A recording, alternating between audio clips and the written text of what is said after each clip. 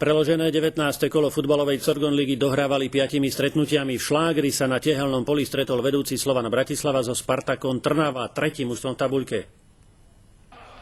V prestížnom zápase pred rekordnou návštevou takmer 13 000 divákmi, keď oba tábory fanúšikov vytrvalo povzbudzovali svoje mužstvá, však nebolo veľa futbalovej krásy. Najskôr nepresne vypálil Trnavčan 9. Na druhej strane sa pekne uvoľnil Slovák, ale jeho prihrávka nemala adresáta. V 23. minúte fauloval v pokutovom území G.J. Masaryka, ale najlepší ligový kanonier nariadený pokutový kop ani na 2 razy nepremenil.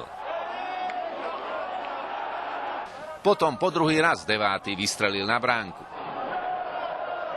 Najkrajšiu strelu vyslal na bičíka obranca Hanzel.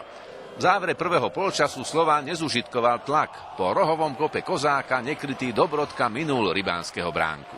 Dravý prienik Masaryka sa takisto neskončil gólom. Faulujúci G.J. mu nedovolil zakončiť, ale arbiter trnavskému stopérovi neudelil ani žltú kartu.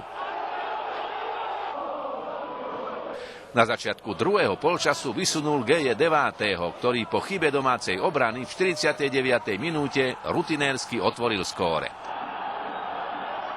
Slován mal dobré štandardky. Po Kozákovom priamom kope hlavičkoval Černár. V 74. minúte však domáca obrana aj brankár po druhý raz zlyhala a Ďuriš šikovne zvýšil na 2-0. Slován nezložil zbrane a o 2 minúty znížil po ďalšom priamom kope Kozáka presne hlavičkujúci Dobrodka na 1-2. Šancu mali aj hostia, ale trojica hráčov okolo Franka si nerozumela. V zúfalom závere sa domácim nepodarilo vyrovnať. Šance na to mali postupne Valachovič, Angelovič a tesne pred koncom aj Halenár.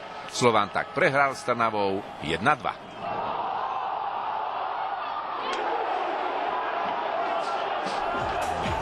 Slovan Bratislava teda podľahol v 111. derby Spartaku Trnava 1-2. Po 11 zápasoch na svojom štadióne tak Slovan prehral, predtým 10-krát vyhral, raz remizoval. Rozhovory z tohto stretnutia aktérov večerného zápasu prinesieme v ďalšej časti relácie.